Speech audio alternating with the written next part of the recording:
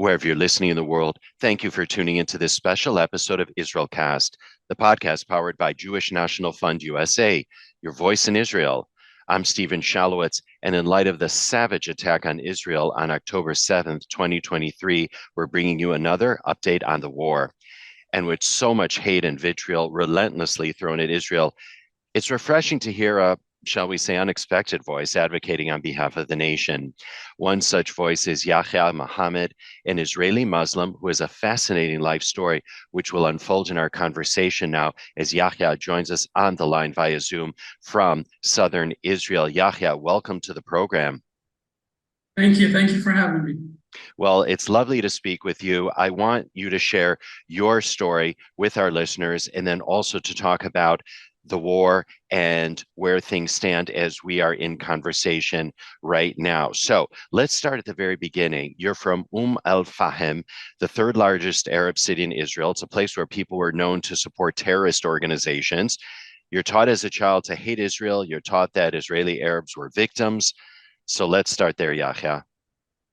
Yeah, that's a good start. I grew up in Al Fahm. The Islamic movement, which was labeled as a terrorist organization by Israel, comes from Al Fahm. They ruled our town for 15 years. I grew up with a very, very negative image of the state of Israel and the Jewish people. I got barely any education on the Holocaust.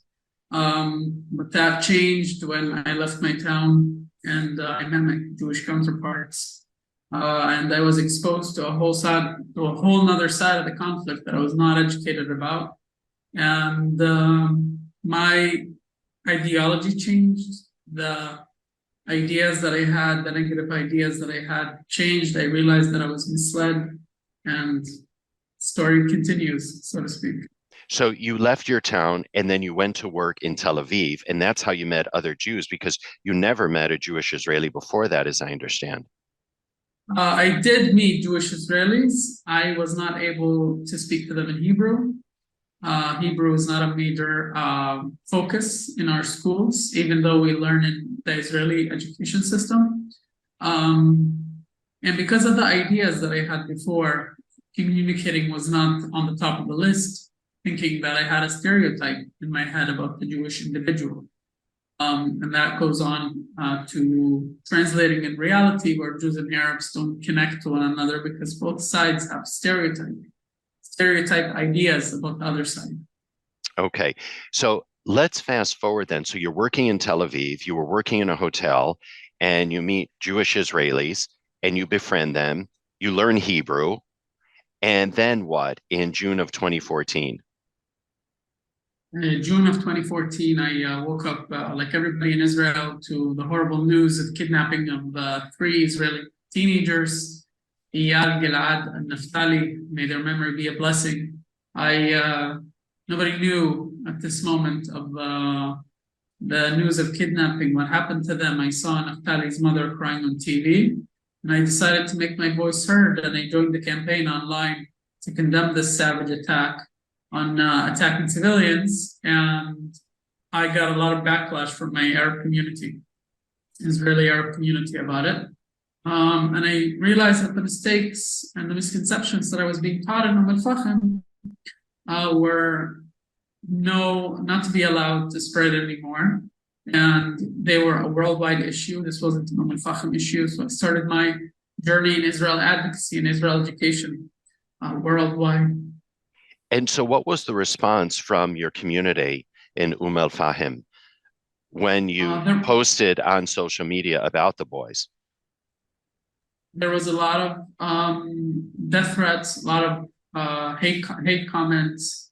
I lost all of my friends that I had in the town. I was excommunicated by most of my family. My immediate family as well took a lot of threats from the surrounding communities. It was a thing and a half to deal with. Let's just say my plate was full. How did you cope with it? Human body and mind are very resilient. We do cope with a lot of stuff, including that, but it does leave you with something. A lesson to be learned, a show of force, so to speak, And thanks to the thousands and thousands of Jewish grandmothers that adopted me. So that's how I coped with it. So you're virtually excommunicated from your entire community because of this. You just said you learned a lesson, and that lesson, if you can just expand on a bit for us, Yahya. The lesson is that, just as the saying in Arabic goes, whomever who is silent about what's right is a speechless devil. We do find a lot of injustice in our world. We see a lot of unfairness on a day-to-day basis. And it is our job to stop in place and try to correct this unfairness. So this is the lesson that I learned from this incident, let's call it, from this case. And I continued my way, the way that I chose. So let's fast forward then. You're 21 years old, and share with our listeners what you do. So meanwhile, I was on an international journey to educate about Israel and advocating for Israel, empowering Jewish communities. And I started my process to draft for the IDF, and they called me on the 18th of March, 2018. And they said, could you draft tomorrow? And I said, absolutely, yes. I was in South Africa at the time, so I left South Africa, and 24 hours later, I was with a nice buzz cut and that beautiful olive green uniform. And the journey began from there. My IDF journey began from there. I was a combat soldier. I joined the Nahal Infantry Brigade. I served in Gaza. I served in Hebron. I served in the Golan Heights. I made friends. I got exposed to the rest of the Israeli community. And the IDF is a great melting pot. And that's where I learned as well more Hebrew. And what was your family's response, Yahya, when you told them that you were joining the IDF? I did not tell them that I'm joining the IDF. At this point, I was not in touch with my family because I was recognized as a lone soldier. Part of the process of that is to call my family. The Army will call the family and verify that this soldier does not live with the family to be recognized as a lone soldier. So when my company commander gave my mother a call, she said that he had the wrong number and I did not draft. She has no son in the Army. So he explained to her that I joined the Army, and he encouraged her to go back in contact with me. And did she? Absolutely. She came into my my swearing ceremony at the hotel, and then she came to my beret ceremony in Pardes Khanah. And have you reconciled with other family members since? Yes, you could say that. You could say that. I mean, more family members are more tolerant towards Israel. I am the unofficial Israel spokesperson in the family. Yeah. And I want to go back to before you joined the IDF, because you were traveling the world. You were in South Africa. You were all over the United States, speaking to various groups about the reality of Israel. And I'm wondering what their response was to you. And what did you tell them?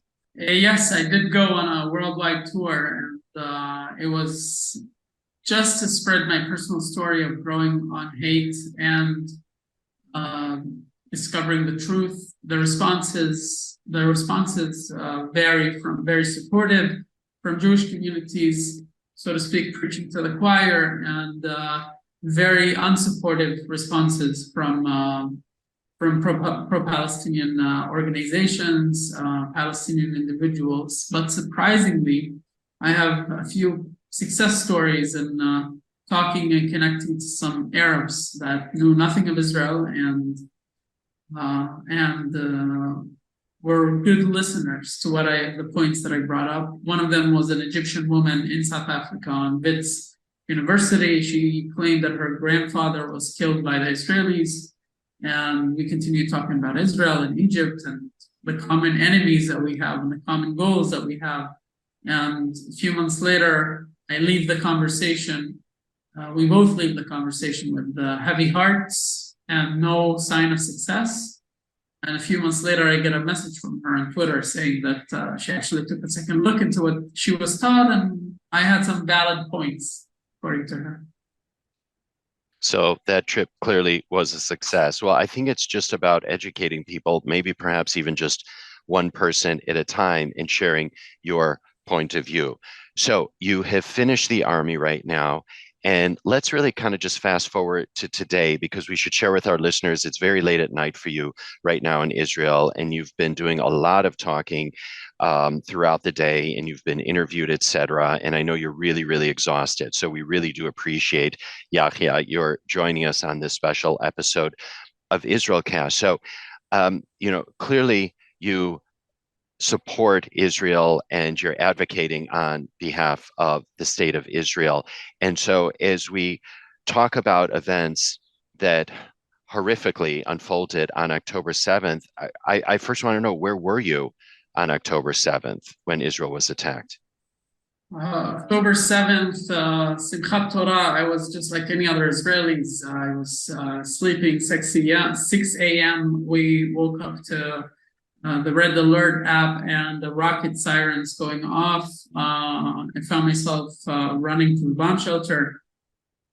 And after I was woken up rudely by this vicious attack, I sat on my balcony and I was listening to the news to see what prompted those thousands of rockets to be fired at Israeli civilians, only to be surprised by horrific, undescribable videos and images from what was going on and circling in social media, almost like a dream, so to speak, from what I've seen. I've seen Hamas members and Hamas vehicles going into Israeli towns, and I was 100%, 110% that Hamas has hired some really good editors and has made those edits in advance, some sort of a psychological war on us, the Israelis. And I was surprised, just like everybody else, to be actually shocked and horrified that those are actual images and videos.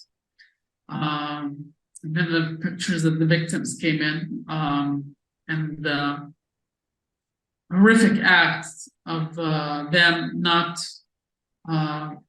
differentiating between a combat soldier and a civilian, an old woman and a child. Just the fact that you were Israeli and Jewish was enough of a target for them. Many Arabs also were surprised by this attack. Almost 15 Arabs lost their life immediately after they went into the communities near Gaza. It's absolutely horrific. If you have the stomach for it, go on social media. This media and videos are out there. If you don't have the stomach for it, then do not expose yourself to this. We are dealing with terrorists, and we do use this word a lot, which kind of gives it some sort of legitimacy, unfortunately. Those people carry out horrendous acts. They don't value human life, and they are cowards who hide in tunnels and make speeches from behind masks. Well, you were in the thick of it in the South, weren't you? Yes, I was. Myself, many Israelis have suffered from the thousands of rockets that were fired at us. There was a direct hit in front of my building. We were in the bomb shelter only to hear a loud explosion outside. And when we came outside, we saw that the rocket hit a car, and there were shattered glass and shrapnel all over the street, cars on fire. It was something out of a movie. The rockets that are fired by Hamas do not distinguish between an Arab and a Jew, Christian, whatever background you come with, whatever nationality you come with. Every single fire of those rockets is an international crime, is a terrorist act that should be condemned by the entire world. Many Arabs have lost their lives. Many Jews have lost their lives. Many human lives were lost due to this terrorism, and it has to stop. And I'm glad you underscored that, because I also wanted to highlight that Arabs and Bedouins were murdered by Hamas terrorists, and it wasn't just Jewish Israelis. And those missiles don't discriminate, do they? Absolutely. I mean, it's not just the missiles. We're talking about the cowards that took us by surprise on Saturday and targeted everybody in sight. When I say everybody in sight, I really mean it. They did not target IDF soldiers only, but they targeted Arabs that were driving around on Saturday in the morning. They had no idea what was going on. There was a picture of a pickup truck with a Quran in it, the holy book of Quran on the passenger seat. I'm guessing the driver was waving the Quran to them from outside the window so they could see that he's Arab and a Muslim. His car is absolutely riddled with bullets. The Quran and the seat are covered in blood. This is an act of terrorism. You're hearing from people who want to get their stories out from all segments of society, Yahya, Christians, Muslims, Druze. What do you hear, and what do you and they want the world to know? Well, we want the world to know that on October 7th, everybody woke up as an Israeli. Everybody woke up as an Israeli because we saw the words and the sentences of free Palestine and what the other side wants get translated on the grounds in reality. We saw that many lives will be lost if those savages were to be let out of their cages. We saw that they don't distinguish between an Arab and a Jew. All of us, I mean all of us in Israel, woke up to those scenery, and I'm telling you, getting hundreds of messages until today from Arabs that you go into their Facebook profile and you see that they used to share some, I don't want to use the term terrorist support material, but there is some anti-Israel material on their profile, and they're asking genuinely to go and volunteer in the IDF and to go and volunteer into the police. This has made people realize what they were supporting back then, because let's not forget, Israel has prospered in a time of peace recently. And the last war we had was in the 70s. So people actually forgot what the scenery of war is like, what the feeling of war is like. And Israeli Arabs woke up, Israeli minorities, I should say, woke up on October 7th, feeling just a tad more patriotic than they usually are. They realized that we have no home other than Israel. They realized that the flag with the Star of David is our flag. You mentioned the Quran that was in the vehicle that had bullet holes in it. And I know that there was a mosque in another building in Abu Ghosh that was also hit. Yes, there was a mosque that was hit, and one of the Israeli Arabs that was killed in Abu Ghosh, which is an Arab city just outside of Jerusalem, was actually a religious Muslim young fellow who often went to the Al-Aqsa Mosque on the Temple Mount and prayed there. Again, I can't stress this enough. Those rockets do not distinguish between anybody, how many times you pray a day, to who you pray with, to who you pray to.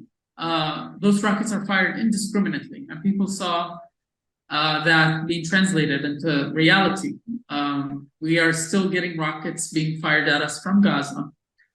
They have tried to target the city of Haifa, and there were videos and reports of Hamas failed rocket that actually landed on the hospital, Al-Ahli hospital in Gaza, and caused tens of casualties there. They are willing, if they could, to put their people in cannons and fire them at us. They would not hesitate for a second. They're willing to use children's toys as weapons. They're willing to use all the metal and the cement in Gaza for war crimes. The story continues over and over. And instead of condemnation from the international world, what we see is international bodies like the UNRWA siding with Hamas and giving them, not giving them. Hamas stole almost 35,000 liters of fuel from the UNRWA, the UN, in Gaza. And whenever they posted about it online, the tweet just magically disappeared. And thankfully, somebody at the foreign ministry in Israel got a screenshot of it, and we are investigating that currently. Those acts of terrorism do not distinguish, and those acts are green-lighted by the axis of evil in the Middle East, the state of Iran, and the terrorist government that is currently leading Iran. Yahya, how's your family doing? How's my family doing? My family's doing, as I said, just like any other family in Israel, watching the news, the horrific acts that were committed on October 7th. My mother called me for the third time crying, saying that she saw too many graphic material, too many sad stories, and she just cannot understand how do people carry out such horrendous acts. And the fact that I had to explain to her that there are stories, just words, not pictures and not videos. There are stories that are just too graphic to share on TV. She just kept wailing and wailing. This is human life that was lost. This is a tragedy to all of us. We said over and over every year, we light a candle and we say never again. And here we are talking tonight. It has happened again. And Yahya, it's really, when I look at it, I say this is good versus evil. And I don't have a question in particular, but when I look at social media, I'm absolutely aghast at the propaganda against Israel that I'm seeing. And it's gotten to the point I can't look at it anymore. And I've reached out to several people that are sharing this information, this misinformation, I should say. And I've said, hey, I've messaged them offline. Hey, I'd love to chat with you. I'm the host of the IsraelCast podcast. I understand the region. Would you like to chat? And one person I did chat with, we don't have enough time to go into the whole conversation here, but another chap said to me, well, I don't really post about politics, but I wanted to post about this. He said something of that nature. I said, well, I'd love to chat with you. And I asked him, why didn't you post anything immediately after Israel was attacked and we saw the horrors that Hamas unleashed on Israel? I asked him, why didn't you post? Why did you wait until? And his response to me after about 5 days of Israel, after the attack, his response to me was, well, I don't watch the news that often. Okay, that was his response. Yet I see his Instagram feed now just flooded with disinformation about Israel. So I'm wondering if you can weigh in on that. And I apologize for getting on my soapbox there, but there's more coming from me. But the interviews with Yahya, it's not with Steven. So share with us just your thoughts, and if you can also add on to that, I understand that your Instagram account was suspended with no reason, and if you can share what your thoughts are on that too. First, yeah, of course, wonderful story. It's a great example of what was going on. There are two types of people in this world. There are people that are not afraid to say what they are, what they stand behind, and then there is media influencers. Media influencers and people with a big presence online have to be calculating every single word that they say, because they could lose their following. And what would that lead to is desensitization of what goes on around them, because what matters is that what gets them more likes and more attention, what makes the algorithm tick, so to speak. So Israel doesn't sell very well online. So we see more and more social media influencers are siding with the Palestinians. Meanwhile, if you believe me when I say, if you bring them a map and ask them where Palestine is, they wouldn't know where to point at. They wouldn't know 5 major points in Israeli history / Palestinian history, British mandate. Where was the British mandate? The list goes on and on. These are people that see the world in black and white, and oppressor and oppressed, and strong and weak, in west and east. It's a very simple way to see the world, and it's very comfortable to the brain, It's very comfortable to the brain. We have a saying in Arabic that when somebody says something that is very simple, we say that he's renting the upstairs apartment. The upstairs apartment is the brain. Yeah. So some how do you say it in Arabic, Yahya? He's renting the upper the upper level. So some people are not renting; they have whole Airbnb systems that are running. And then, Yahya, what is your suggestion for approaching these people? Is it a question of we should just engage with them? Should we not engage with them? Like, what are your thoughts there? Because honestly, when I see this stuff that's just disinformation, when I see disinformation anywhere, it makes my blood boil, no matter what it is. And this especially does because it hits close to home. So, how should we Absolutely. deal with it? Absolutely. First and foremost, we need to understand something about social media is whatever gets the algorithm ticking is the thing that will go viral. So we only engage and comment, like, and share only blue and white content.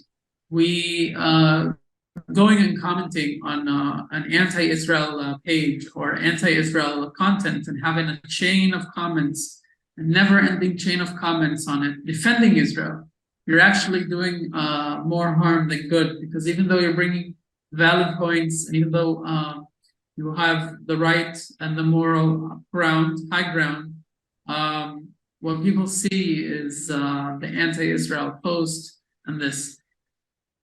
Internet arguments take a lot of time, and invite everybody to go learn how to subtitle a video, how to create a story for Instagram, a reel on Facebook, and share your story there. Flood the internet with pro-Israel content instead of fueling the anti-Israel content. Yesterday, I'm in a group for Israeli activists, and they sparked a debate. There was a big debate in this group in regards of Hamas video that was published about an Israeli kidnappee, and they filmed themselves taking care of her. And the argument was, should we share this video? Because it was already shared all over almost all the Israeli channels shared it. Or should we not? Because this comes from the enemy. In my head, I am laughing because all I think about is the fact that this argument would never have happened in the offices of Al Jazeera in Qatar, or in the headquarters of Hezbollah, that they would, if they would like to share an IDF spokesperson video or an Israel Foreign Ministry video, this would never happen. Meanwhile, we're arguing if we should share a video that's coming from Hamas or not. Do not engage content online that is anti-Israel. It only does more harm. Engage the people maybe face to face, but do realize what time and effort you're wasting, and you could be using that to advance your cause. Or if you can't do it face to face and you really feel something very visceral, you can send them a message. You just shouldn't, what you're saying, like or comment, because that's only going to help them in the algorithm. I think that's really key. I think that's really key. So, Yahya, let's talk about your own Instagram experience, because as I said a moment ago, your Instagram account was suspended. There was no reason given. And your thoughts on this whole affair? There are many activists for our side, Israel, and there are many activists for the other side.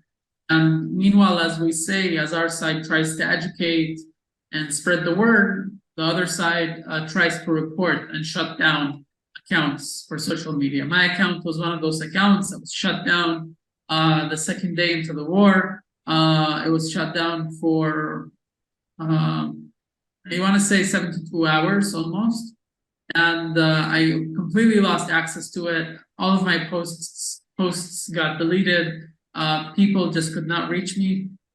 And after the damage was done, and after trying to contact Meta to get my account back, I got my account back, thank God, and I will continue to work and spread information on Instagram. But it's a very valid point to bring up to the public that recording is the way forward with the other side instead of engaging.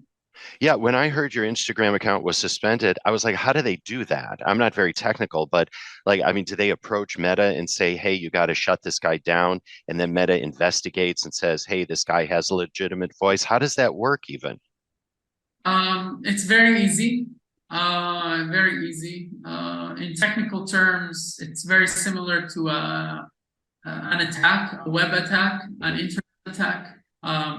They go into your profile, and when I say they, I mean hundreds, and they start reporting your account for abuse. And the algorithm can't tell.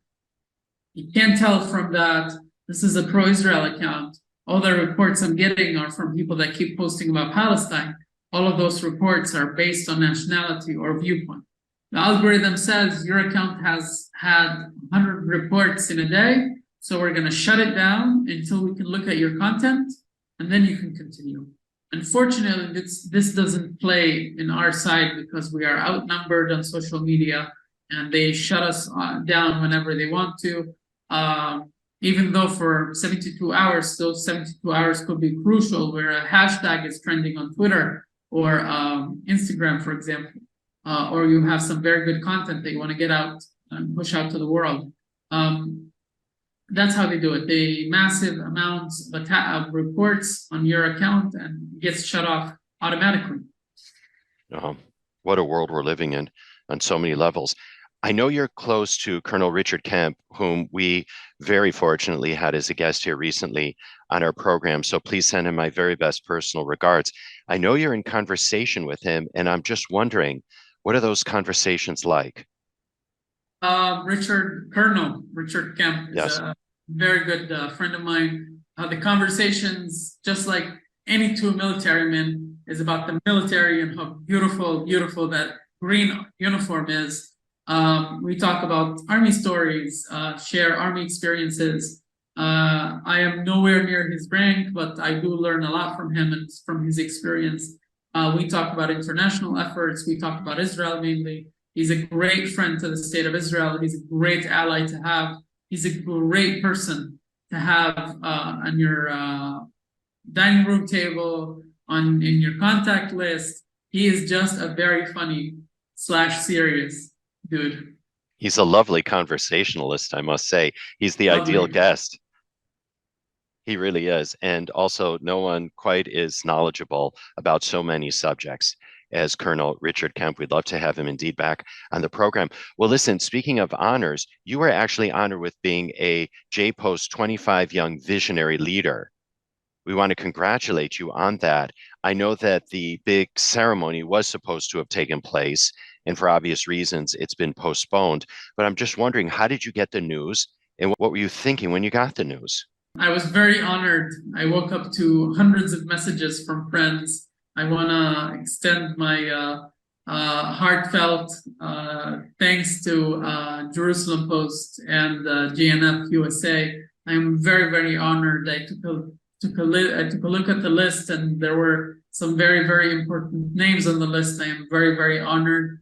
I have done many, many things to the state of Israel, but I do not do them for me. My job is to be out of a job, is to just achieve everything that we want to achieve for the state of Israel, to have a prospering nation, and for our kids, for the next generation, for the future of the Jewish nation. So I was very, very honored and thankful. Unfortunately, as we all know today, Hamas had other plans for us. When the war broke out, the event was supposed to be taken place on Monday evening, and Operation Swords of Iron started on Saturday morning. So they postponed the event. I'm honestly not thinking of the prize. I'm still very, very heartfelt and emotional about it, but I did lose some friends in the attack, and that kind of took my mind off of it. I lost a dear friend of mine who was the security coordinator for Kfar Razeh. It's an Israeli kibbutz right next to Nachal Oz. He's in charge of the security at the kibbutz, and I texted him on Saturday morning when all of this started, and he never got my text. They posted his name a few days ago, and the names of the fallen. So I'm so sorry, Yahya. I'm sorry. Sitting here in New York and reaching out to friends in Israel, it's remarkable how everybody has been, yes, everybody's been impacted, but just how everybody knows somebody who was impacted, right? Whether it's somebody that was at the music festival, whether it was somebody that's sadly been taken as a hostage, or someone in your case that was murdered, right? Or those that are injured. Everybody without exception that I've spoken to has a connection to this. I mean, this was an act of terrorism. I can't stress this enough. Tens of countries were affected. Yeah. It's from tens of countries. It's all estimates, and I saw some estimates circling around the web. Some mathematical geniuses took the number of cars that were taken from the parking site for the Supernova concert, and the numbers of dead on our side, and the numbers of fallen soldiers, and the numbers of kidnapped people. And they added all of this up and came up with some very devastating numbers that I never imagined that I would say. We are looking at almost 10% of the Gaza population, Israeli population that lives around the Gaza Strip, 10% of them murdered in cold blood, and around 20 to 25% of them injured. Those numbers, never in the history of the state of Israel we've reached those numbers. And it's really, really, Israel is not the same. The people of Israel are not the same. We are more united. The goal is clear. The price has been paid. Now it's time to get rid of Hamas. All right. On that note, Yahya Mahamid, we're going to leave it right there. I wanted to have you on IsraelCast. We were all so excited to have you aboard and on our schedule. However, of course, we are sorry that it had to be under these circumstances. So hopefully we will have you back here on IsraelCast during peaceful times, where we will talk about all happy and good subjects. We wish you much hatzlacha. We want to thank you so much for joining us here on this episode of IsraelCast. Thank you. Thank you for having me, Steven. I'm really honored. I'm really honored. And I just want to leave you with a good note. When I say that the people have united, I don't mean only the people inside the state of Israel. I saw tremendous support coming from abroad. I have seen Jewish communities mobilize within an hour notice to donate money, food, equipment to the state of Israel. This connects the Jews in Israel and the Jews in diaspora together, and shows the world how much of a solidarity we have together. We have no other place. This is our only home, and we have to defend it. And that's what makes us unique from the other side. The other side has many, many places to go and hide. We don't have that luxury. Thank you for having me, Steven. Thank you so much. And I look forward to seeing you in Israel before too long. Inshallah. Inshallah is right. All right. We'll have info about Yahya on the show notes page of this episode on our website, jnf.org/IsraelCast. And once again, we're going to have Yahya back to talk while Israel is at peace, which we can all and hope and pray is going to happen very, very soon. Now, as for our regular episodes of the show, we do release new episodes of the show every other Wednesday, so do mark your calendars. And just so you never miss an episode, subscribe to us wherever you get your podcast. Simply search for IsraelCast. We'd love it if you rated and reviewed us, because that really helps with our rankings, which in turn make it easier for more folks around the world to find us. You can always enjoy the show by visiting us at our website. Once again, it's jnf.org/IsraelCast. And for behind the scenes, we'd like to thank Vivian Grossman, Dara Shapiro, JD Krebs, and Ellie Cadron. Our editors are Jay Rothman and James Casada from Miratone Studios, right here in the very heart of New York City. IsraelCast is powered by Jewish National Fund USA, your voice in Israel. For more info about JNF USA, do visit jnf.org. And if you'd like to write to us with story ideas, or if you'd just like to say hello, we'd all love to hear from you. Do email us at israelcast@jnf.org. Meantime, I'm Steven Shalowitz, thanking you for tuning in. Looking forward to having you join us on future episodes of IsraelCast. And let's all pray for peace.